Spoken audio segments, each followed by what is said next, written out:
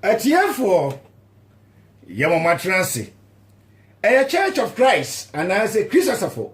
and a day and Sempe Bremui and Sempa Yatudi se Mumacho Kunkuno and Kasa. Adofonomo Yefrem a Christophe Yen him say Yam Father by Yenina Sonina near Trapunkri. He said anti and a Peter Medicano a tray I 9 Imundu Baku Casacre say Sebasi a count Yankupon Samoa. And you never say a can say there when Yakupon Sim City. The Bassi assume a Yakupon Swa, Yasumsa Ahodia, or no Yakupon Diama, and Munyamno, I Christo Diada. It's an antenna. And Chira Dapno Swa, Eddie Bramon in the set. Enti Yanina bet me at Chokuria say, Bencroba Kumana. The da said a tire no, and you will near Ponyakoa, you only have to her. Sarasuna mi onia eye ofojuma eka me oti akenten ho na ansa na ebefre adwuma di asi ye besre nua pa onya ako ni wadi anim e won pae bom adofro mai mon pae yeda osoro na ejiankopon yeda wase obatampa nyame ene de nso yeyiwa ye akanfo ahye odi kokon no enumnyam Mpo se aya wadom ene obohu ama na wotwe asan akọ apro abetu ye bio. Yedo asese da wo hwe yeso na mpo de ehia nyina wokoso eye edima yen. Eyimre ye so se japa hu ye mabo. Na koso ala fa ye sinto ene emra to nyina eche yen. Se na da ibetumi afata wenim. Sambre so ama hu kwan se ja ye mesua wonsam ebi. Eyi ne yetu adwen ene kuma nyina hwa wonsa. Obatampa ya mebe sese wa adwen ene kuma nyina ma wonsam emeboyi. Ejapan kan sembe ebetie no yetumetie egu akomapemu. Na yetumi so aye dia asam no eka kire yen. Na ewie no kwagya obodin efa no yenso yensa yetumi akabi. Saa so yede okasama fo so nhya wonsa. Obatampa wa fa nipedua si nchen. Na eka safa ne mu se na be ya dia obaka biara be wonsam kuto. Na ewie no enyam aye wodia. Yempa batie ne se fayen fi ase na fayen wi na asomdwemu yede ndase a enikabia amawo yede wasese da woche ye ewe wadi Yesu Kristo dimunte amen amen we atiefo se de medika kiremo no Edmonton Church of Christ or London fasuemu ene de ensempa ibramu ensempa ya to din se ngoma twro konkono enkasa ene ampa se akristofo ana adasa ye nyina betimanya entiase baako ewe ye twro konkuru mu ana kwasem ni se ye nyina tie aso a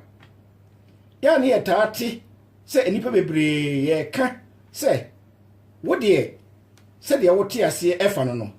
saa so na mso mete ase efa kwasem ni saa semi no eye suban bia ewo ho obra ye sua twro konkuru obia ehunu sede ono ehunu wei ana maye bi se ho se enti betima ba se ye nyina betima nyantiase baako awo twro nkukum ya na ana yetu yani a ye won nsore bebre ye kai kura ebedu empetepepe eno ne ehwemu a saa nsore bebre ye nyina kura twro konkuru baako de nanso yedomu asuko a yetim se saa nsore nyina no ebia woni mra ani akwan a ofaso esom yenyankopon baako yara nanso yehwede yi a Yesu Kristo tiase no obompa ye wo John chapter 17 verse 20 and 21 no Yesu Kristo mpa ya oboye no tie nyina ne se wose eja sankrofo ya omudi machi nyina ya masuafo ya mayiwo ana krofo a meno enam ya masuafo yi eja mo nyina anya baako se de wo eja mene yo baako no se de wiase nyina betimi agye adi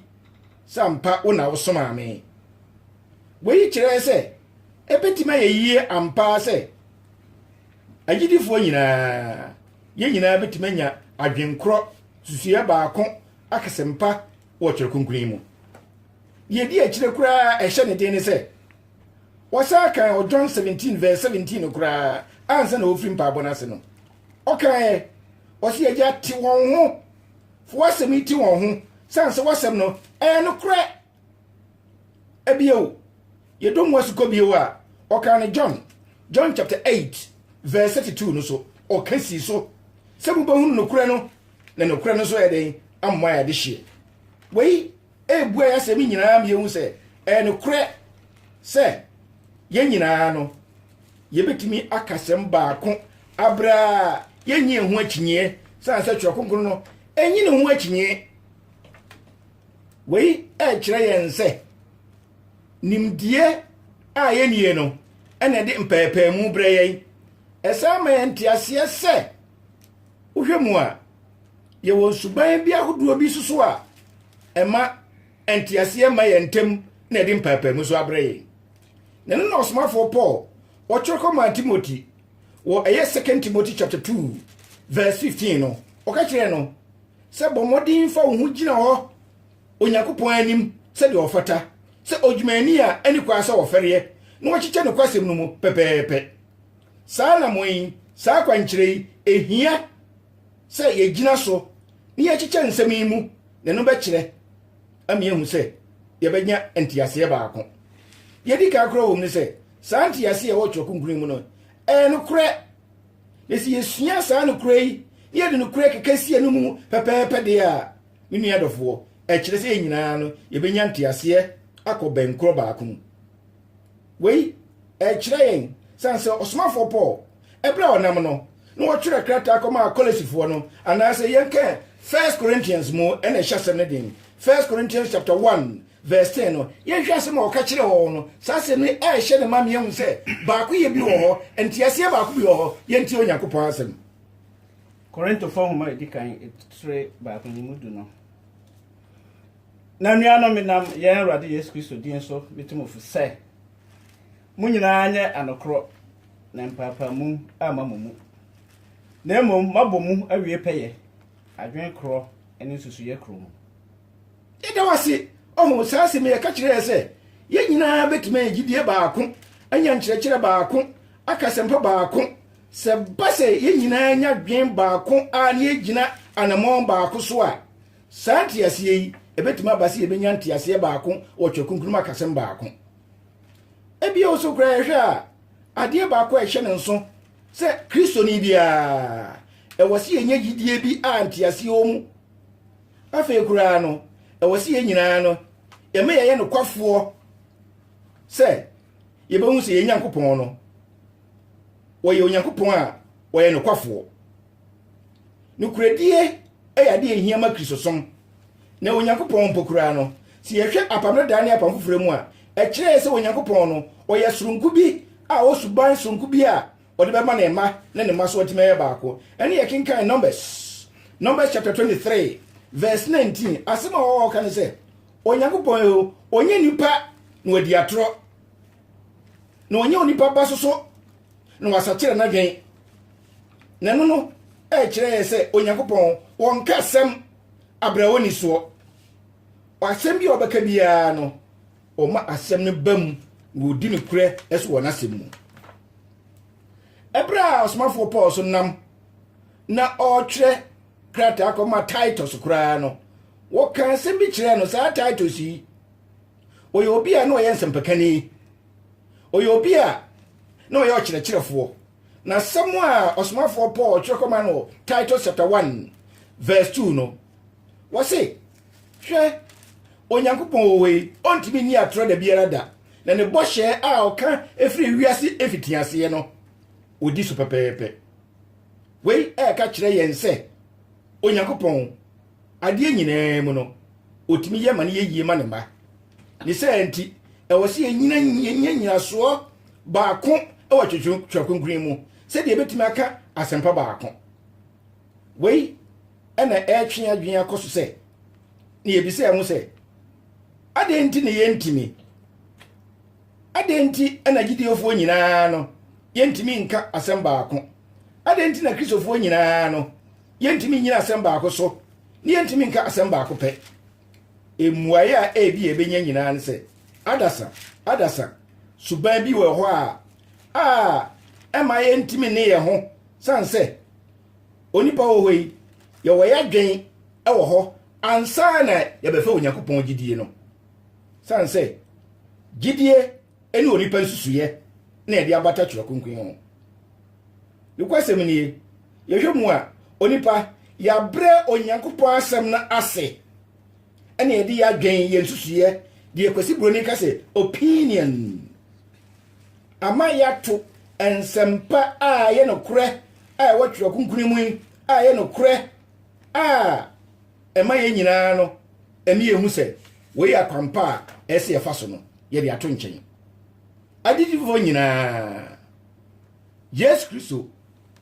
o kire yensi yensua ye hu sunsunye a wo gidie mu ene onipa nsuso yi mu di Onyankopɔn aka ene onipa so se mese e wo se yenya ntiase wo mu afa so esi hu se nipa bebre ni ekoso ne se o ma fa suban bi ato ye ho so a ye di amane ene amamre abawro Onyankopɔn asem mu enti Yesu Kristo ti ase no o kan trodo wo kan ye eye farasifo yi ene enman nimfo a from scribe yi o ka kire won se adenti ena moto Onyankopɔn mra Onyankopɔn ahyede so na mode amane mom ekata so ebio for numbers sabre mu no Onyankopɔn ne titifo ne kasae ne yehwemu a enempo ye de ba ene Kristosum mu a enipa bebre omodwen enoma wo omutiri mu se wo mankasa ni padua no wo mu wo akwankyere bi wo mu a enu mom ene kire wo kire konkon ase ene enipa ya gitumutrudo se wadifo adifo a wo mu no adwen se wo mu no Onyankopɔn ena won so yi asem foforo bi adi akire sade akoso ama enipa nim bi kura ahyemkom se edasei ewiase besei nanso yedom wasuko a saa semi ensem omuka ye nyina no antimi amam ewiase ensei enso no omde wo madwen akire mu se ewiase besei ewiase asei amasa akristofo ewasi ehu eno kura kwan bi a ye begina so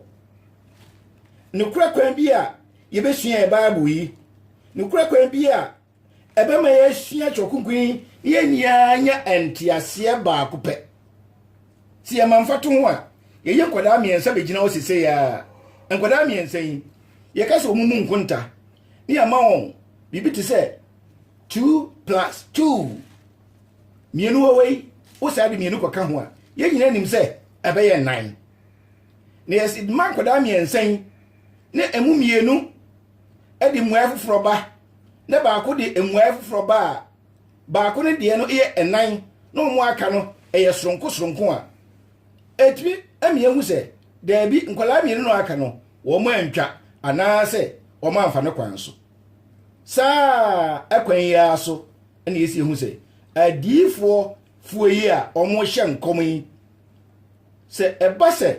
wo mu atwe adwen ekotwere yi so a no wo kenkan twere yi trodo a enimu da hot pefe eno na Yesu so ka asemi efa wi asese wi hu ya kenkan Matthew chapter 24 verse 36 no a o kan trodo wose hwe ebre eni donkro ne de obi na nim asorobofo kura nim na gi Onyankopɔn no nkuto no onim brekro saa no kwasemi si ye hwe Bible nyina so ni ye ka asema Yesu Kristo kan ye ya ye nyina no ye behu no kure ba ko pe obiara nim en mo nyanka wradi da amen eno ne ye tu ebu asekura ne ye hwe asomafo ebre so ye kenkan ba bi ti say Acts chapter 17 verse 10 to 12 na wose e wose ye nyina ye se Berea fuei won de no madwemu da ho abre bia no se Paul ko kanse mpa ikiro mo a wo munya entoboase ekofa twere no ekenkan ehu de ne kure ne da ne basa nyina timi ko bankuru mu na eba se yen ni yete ni yankohye de twe no nko eka ni ekese medasi abra ni e makra so a ebia na musuo ni yeyi o e musuo ko ni yeyi ni e de so wa na o ka ne sei ni se enti ene me pese me fa sa akwa nyen so ni e do su kwa kwatwere kunkun mu ni ehu kwankura kasafufura yi ana se ebehu ekwankura apamfufura yi kura yi ekwan a efa so baaye san se osmafo Paul wa chirichiri mu 1 Corinthians chapter 13 verse 8 to 13 no me pese yebekinka ho ni ahwe san se sagidifo nyina ebasi yehu saa no kura yi a yebeti ase amu se kasafufura ya na edi yenyi saa duma chedi ye kase me ye komsheni saa sema ye kase me de mu onim die saa no me nyina no yebehu asem ba ko pe ye nyina nyantiase ba ko yebehu se saa duma chedi oyi Yesu Kristo ne maye tosumienu ankrofo kada bia se oba na kasafufura no ebegyae no yebetu no hu saa semi no chokunkuru be chire mu ni yahwe sampa se enukure se asema na Paul ne kan ho no se kasafufo no begyae nimdie ne besa enkomhye begu a eno no no kan na mu yenyina no sikonko Bible mu ni yankinkan 1 Corinthians chapter 13 verse 8 to 13 no yehyesie ntie nsem mfuamfua ni yehwe ni mu yehwe de no koreda Korinto fa mu edikan etredu miensa enyemu watwe kosi du miensa no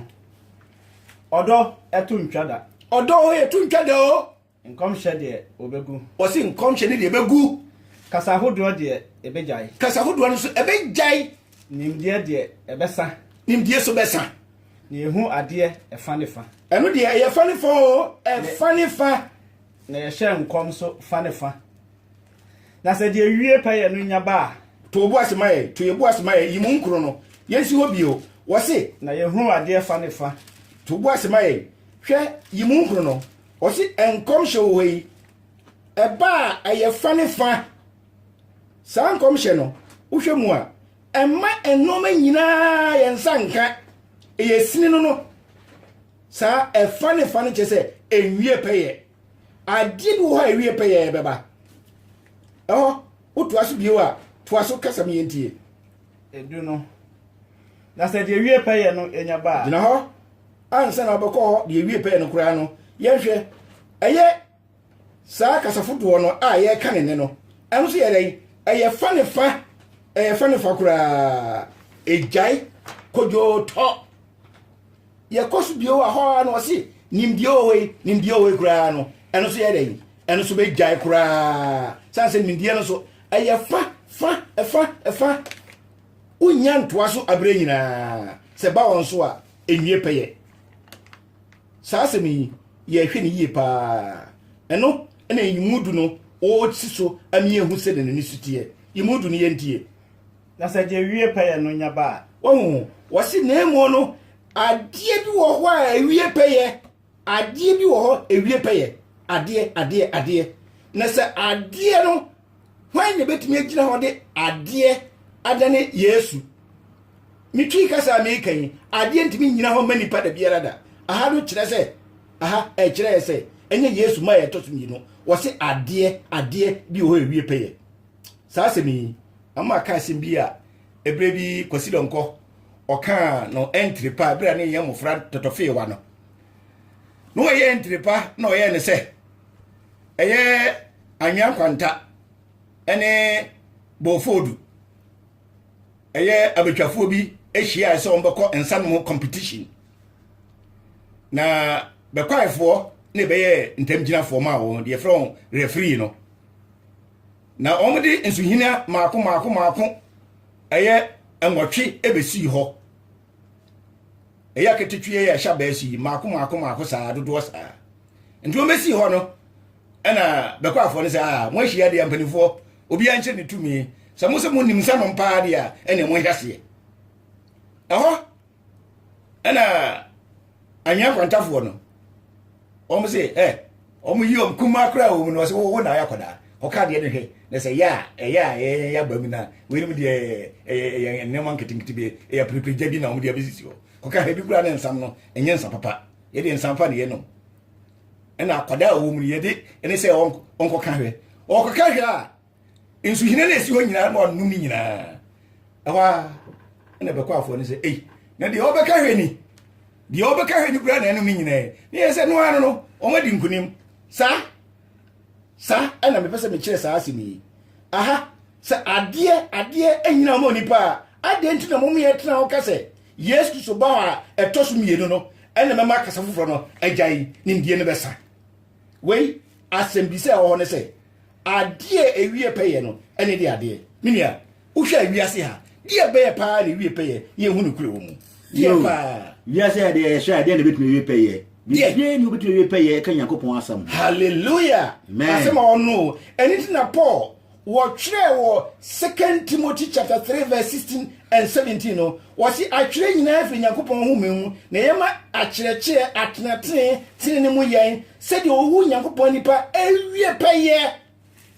anything no kae or Revelation chapter 22 18 and 19 no so ewie peye enti yemfa bi nka ho na enyi bi mfiri mu eno ene che say eye perfect eye complete ye ka the Greek asemu a obeka say telephios Greek asemu no eye wie peye eno ne Yesu Kristo ni James chapter 1 verse 25 no okasem bi won be say oso ye bekenkan ye de Yesu so hu say asempa no na wie peye na emu no ni Yesu Kristo ba no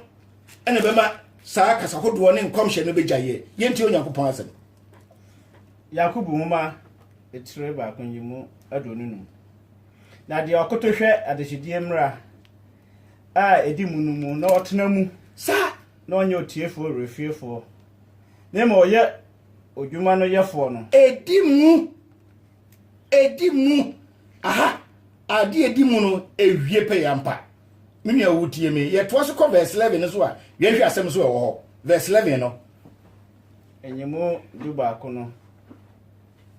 aya Yakubu mu maitre ba ko nyemo dabi aya 1 Corinthians chapter 13 verse 11 no me ya bofra no me kasa asa bofra o ya bofra no kasa sa bofra me dwene sa bofra o dwene sa bofra so o ebra o ya bofra no o dwene sa bofra me susu sa bofra o susu sa bofra na me baya pani magum bofra sem no eno o kire yen sei show hwe we kire asafo ni fitiase o ya bofra sabre no o hie nkom hye na asafo na hu ne yese o mo ye o hie kasafoforo sede obetimi a kire afoforo mo hu Onyankopon asem o hie nimdie sa we kire asafo ni fitiase o hie sa adoma kyede no na emu no sa adoma kyede ne ba won so a wo mo betime ya awrade adwuma ne sanse sabre no na apan foforo eni ho na eni ho kra enti na okinka Colossians chapter 4 verse 16 o kire se sabre no na Paul ahase kire na wo de ma asafo we a na asafo we de akoma we na wo de akoma we na o mu suaba ehu Onyankopon asem no se saa nimdie no o manya adoma kyede no o manya no eba won so a edwuma na eye no na emu no eba se obeye panyin no to asoma ye ile bi ho atoaso eye enyemu duba ko otena sese de no otena me baya pani magum fasem na sese de ye nam ahwehwemu ehunu ade ewo bemu so enu mu de animu ni animu gina ho mame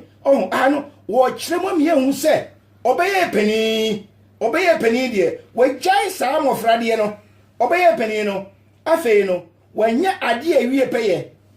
no wie badie a enkom hya wo de ye dan kasafo bro no wo de ye dan nimdie no wo de ye dan wagu sa amofra sam no wagu no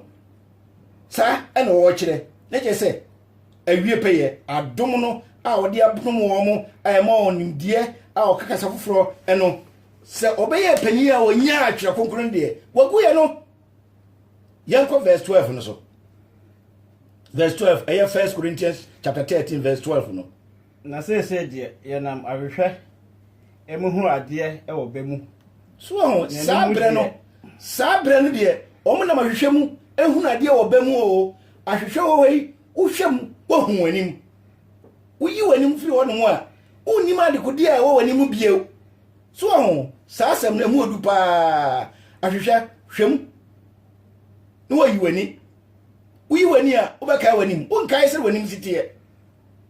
sa na de baba ne de eyanimu ni animu wo be hu wanim sere wanim sitie kan ho si ma ye why se de me hu ade fa ne fa sabre no o hu ade fa ne ba sei sabre no okasa no enkom hye ne fa nimdie ne ye fa ana aye nkom hye no so ye dey eye fa to aso mai anu mu de me hu ade emua se de wa hu no me enso yi so enu de ba ne de wo be hu ade emua ade ndra ewie peye enti ye mua ade bi a wo pe ne mu bia no wo be hu enu na me ehu se eya pamfofuri twakunkuni mini adofo awutie me ade a ewie peye no broni se complete eya Greek kasa se teleios ewie peye amapa enu ba ene de obehu ade pepepe ni yekom ni yehwehwe a yebehu no ma hodo ewo saade kodie ne mu ade ewie peye no mini awutie me mum ye he no so ise enti mum ye hu se me no mienu si yehwehwe bibi ye penukure bi a ye komu a yebehu saa no kure no ye nyina no yetimi aka ade baako to asoma ye minia dumi ensa no na afre de gidie gina ho ma me ansa ne yebekọ saa gidie su kure no saa de kyerɛ konkron yebehu ye nyina ka asem baako pɛ san se James edika aka kyerɛ James 1:25 no ami yehu se no kwasem ni ewie pɛye okay nka brofo na o se the perfect law of liberty he say eyade edimu a ewie pɛye a ema hoto wei kyerɛ yen se wei ni kyerɛ Paul o kyerɛ ko ma Timothy no wo se eyema nkyerɛ atenye atenatene ene tene mu yen se de wo Onyankopɔn nipa no wo be wie pɛye wo nyuma pa nyina mu kai se emma onipa wo wie pɛye wo nyuma pa Onyankopɔn de ama wo no eno o kyerɛ yen se ye hia nkomhye ye hia kasafoforo ye hia saa nimdie no eba na ekono afeki nka 13 no na afe gidie eni da so odo ade miensa yi na tena ho na odo eni mu ekase yenhwe sabre no wo ka no ade hia kase pa eni saa no man say obodin gidie eni da so eni odo yenhwe wosi emu kase eni odo adentra asembi hwe ni senti se Kristo oba ye hia adie bia gidie no ye hia o eni da so no wo de ye dey nipa woni da na so no waba na mu odo de ye betra oda na mu mi ehwe ni yie si ye pese ye ti saa gidie na se a gidie no ne hwan oni ye ready Yesu Kristo no oni nsempa no gidie no ewie peye nesi ye pese hu gidie no po se abasa abre no mu a yankinkan eye Galatians chapter 3 verse 23 and 24 no ye hu pa se gidie no sa abre no a wo twe ayapamfoforo no wo twe no na gidie no aba yanki asema wo Galatians mu etremiensa enimu aduonu miensa no na gidie nyamaye no ode esie emrase wenyan ema gidie a obeyi na di akere no sa gidie nyamaye no ode esie emra na se to aso 24 no wankenka 24 no aduonu na no entimra ayeyenyanfo a ekere yan Kristo nkyan kwan sa na wafri gidie mu abuye bim sa aduonu no na gidie abayi sa na ye ni oyemfo na se bio gidie bayi ne yese gidie no aye Kristo no a oyi efiri apamdada na ase no waba no yenhye saamre na se bio ne yese saamre na Paul akasa no ke gidie no aba gidie na yese yehwe akira kwa na ba na yede na Kristo ba ansa na kasa foforo na gyae ansa na nimdie na sa ansa na komhye na gya Kristo oba ye no obagi wiase nkwa no saamre oni gidie no oni de owie peye no waba enti mumienti saamre na no manase ne hu se enoma aye di bre ni so me kakasa foforo me hye nkom me de mo nimdie bi anyakopon de ma me a me de hye nkom se wiase bese no me nua wutie me anwea bi ene yetugu enipa ani so se yenyina akọ bankro musua chokonkono a yebetuma mu se no kura ba akọ pe na wo ni se enti yehia si yebefa chokonkuni sanse gidie yi a ye kan eni yaje nkwan ya wabai a wode nsempa ya abrei saa gidie yi Onyankopon yi saa Yesu yi ode owie peye saa bre no ensempa yi eni saa gidie no sabre ensempai ene apam fofori eno na ewie peye na ye ka anidaso a kire yen se hope eno na kire yen se Kristo maya etosumienu no ade a ye twen woni daso ne se wodi yen kwagye no ebre yen ene hope a ewo ho a kire yen Yesu so ba ade ani daso ne se enkwagye no ena ode bre na ye pese ye hu ye twato kura efa odoyi mu nkyirikyiri mu a oka se na ye kesi so ye nto ebu ase ne ensa hwe odoyi hu asem biu odo ye perfect ewie peye pa na eni apamfufuri eni teleios eye Greek kasa yi eye kasa fufuro se komu a yebehu se kasa fufuro yi enya dia na ehia betena ho ye kenkan eye 1 Corinthians chapter 13 no verse 1 no obekire saa no maduma chede a enani pani de ato yesu o kire mu akasem bi ho ama abesuse nie eye ene de ehia wo mu so yebehu yenti Onyankopon asem 1 Corinthians chapter 13 verse 1 kono yenti Onyankopon asem Korinto fo ma edikan etre dumiansa yin ba kon ekono samedi nipa ne abofo techema me kasa na meni do a mete sayawa ejije so ana kasa ewoso sa odo enu nene owo ho a ye de adwuma yi twa konkuna ba no odo ne ade ehia na sie wo techema na me hye nkom na me ya nwade bebre na me ni saa suban ye odo no a menua na Kristo som na enkosi hwe ti ne won wa ya gie tum se ye de ye won kom hye ye de ye wonimdie ye de ye kakasa foforo no nie kire mu akire ye ni won sa hwe ade ntira sanse sa kasa hoduwe yi ene enkom hye yi nye eno na eyema ye na emu asem na wotwere no mu no ena ema ye nkosoto asoma ye na same wadi ye asanka na me no ahuntasam nyina ene numidie nyina na me ogidie nyina na me tutumi po na me ni do a me nsa hwe wonsa hwe ene odo ne yedi adwuma ba bia eye apamfufuri abayi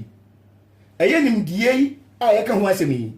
odo ne yedi adwuma o odo ne yedi adwuma bi bia no ekotwa odo yi ni se enti ene esi ehu se akrisofo ya kwantu aye tu nyina no ene odo no enti ukinka 1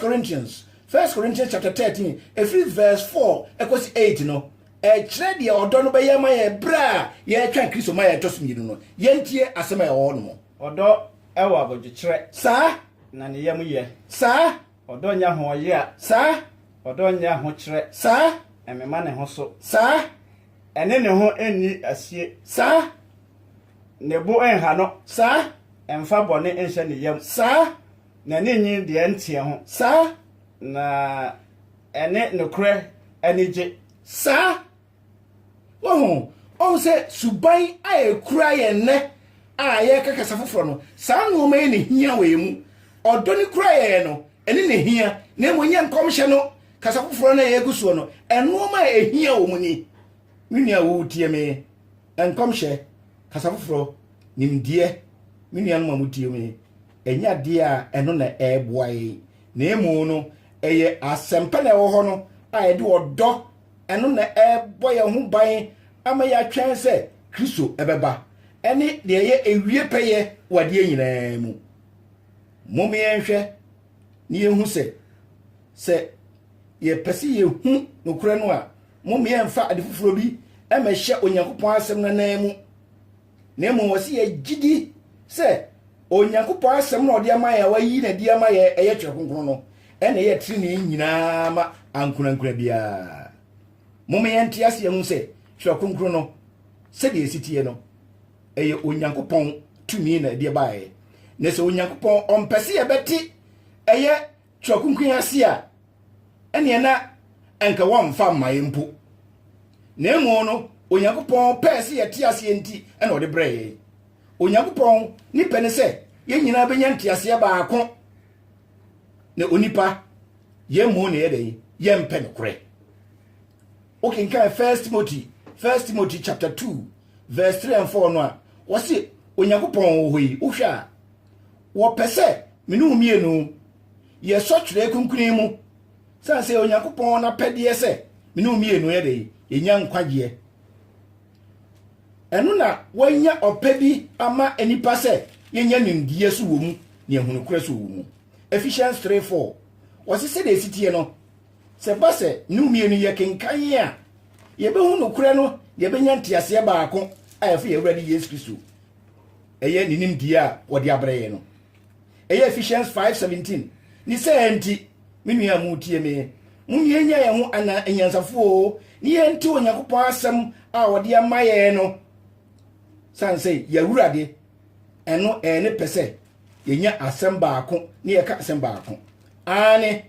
si ye pese ye nyina ye ti asem pa baako ya se a ebe ye yie ane ye pese ye nyina hu twakunkun su a eye yie na mede masem yi kwa wie yi e bia na wo ya didi pechie eteseme na de mi kan nyina no enkom ena ma memfa owure asem yi enya mfato ho ebre bi likohia owure bi a ono de na dwuma ye ne se oye okyerɛkyerɛfo a okonkrofo nkyɛn ene wonkosua eye bible yi na se oba wo nkyɛn a ba bi opese otena pa na ujare kitchen na oba wadi di pono ana se dining table a esi ujare ho no opese ne no mo tena so na anse na obefiri dwumadie na se no no wase wo table yi misusu se ne tintin be yesei na de oni ni sua de no oso ente saa wase ne ente saa de a kofa ruler ana susudie bra be susumi enwe na so ruler no kofa de oni ni sua de no kofa susudie ana ruler e ba na omu susu a waso menyini se ne tintin no na wasa ka bio na de oni ni sua de so miura ya susu ade yi ne tintin na ada ni mu wase menyini kura otimi ye nipa kro oni ni sua de ne saa no na wakuru nipa kro na koma na ya se de ni bufu yesi ni wo se nipa ni ebufu no wa twe a kire ne se tie asema mi kan yi pa no kure e baako ye nyina nim se epono tintin ni na enso ene ebi di ya dwen bu se onyankopon asem no I think, I suggest and I feel opinion and obia de adwuma enti se wo gidi se prince su e baako de a ene em so de me ka kire ne se asem baako ye kura mu e wo se ye nyina nya adwenkro baako me da ase anwumre Edmond Church Price na de enchechiri brave mu hwe a kira kwan ye telephone number ni 07956 960070 Mrs. Debut 07956 960070 NA 07869 407015 07869 That's it. More Ghana, so much to me, Fred 024-8636-702. Mrs. Debut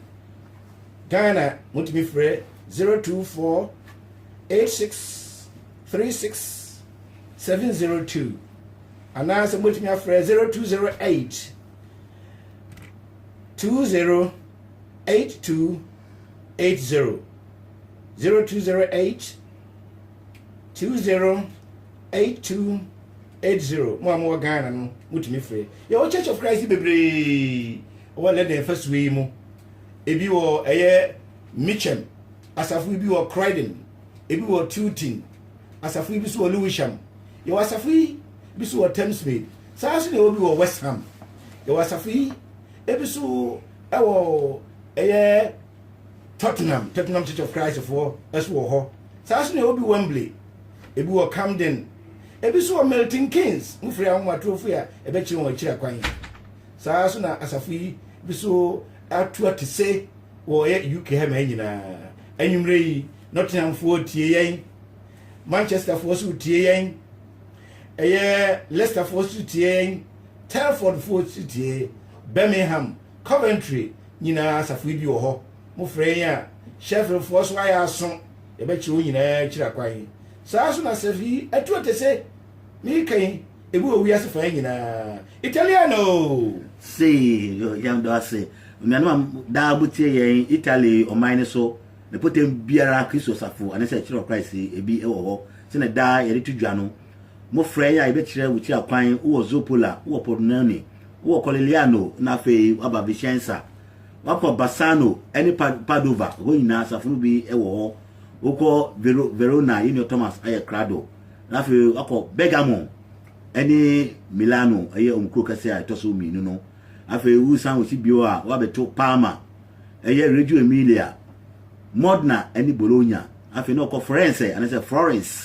also ebi ewo ho afe ko Rome aye on capital no usan so ho sunti no botem bebre ho asafo no bi ewo ho saa so na usane ko ase obi mu a wakoto Napoli